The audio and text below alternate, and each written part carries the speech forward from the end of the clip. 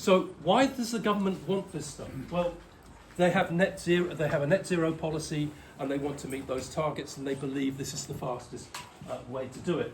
Solar PV, and a lot of people will tell you that renewables are too expensive. Well, solar PV is actually the cheapest form of electricity generation in the world right now.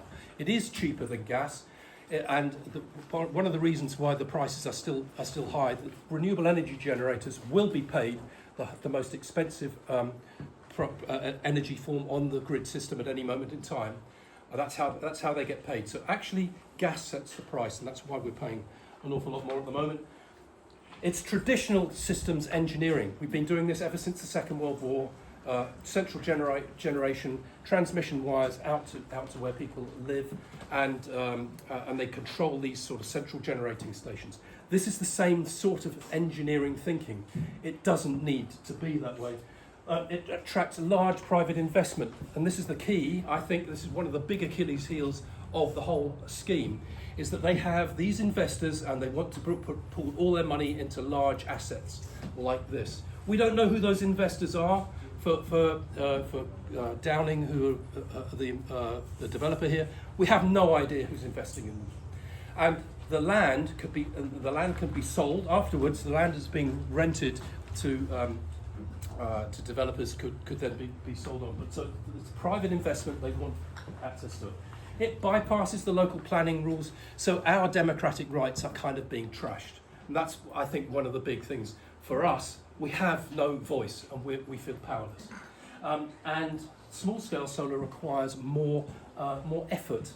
It's harder, it's more distributed. You want to put it on all these different roofs, you need lots, but there's an opportunity there because that's more jobs for more people within communities, not just single big assets that are built outside the cities owned by a very few number of people.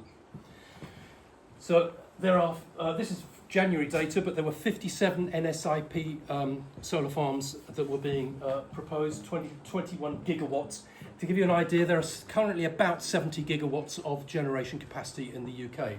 They want 70 gigawatts of solar only by 2035. And currently the NSIPs are about 21, 22 gigawatts. They say it will cover no more than 0.1% of the land. Well, it's already this lot will cover 0.75% of the land. 1.5% of the Cambridgeshire agricultural land will be under the NSIPs that are currently being proposed in the area. Nottinghamshire gets the worst deal.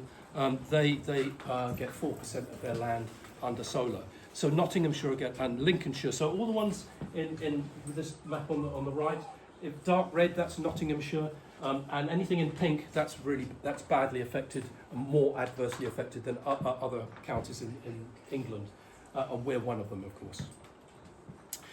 This is just a point about the price of solar. This is a graph. This is on Wikipedia. Actually, I stole it from Wikipedia, but it's good data. And the yellow line here. This is the price of solar power. This is the price of gas. This is the price of coal, electricity generation. So wind and solar are now below the price of gas-generated electricity. That's one of the reasons the government is very keen to move it forward. And large-scale solar power works like this. You have covered fields with solar panels.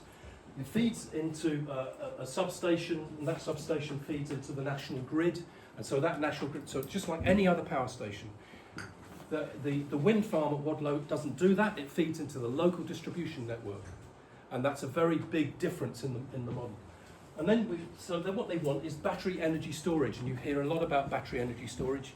And there will be 200 to 300 megawatts of battery energy storage. There is nothing of that scale currently built in the UK. There are a lot of plans to build at that scale, and there are big concerns about the safety of battery energy storage.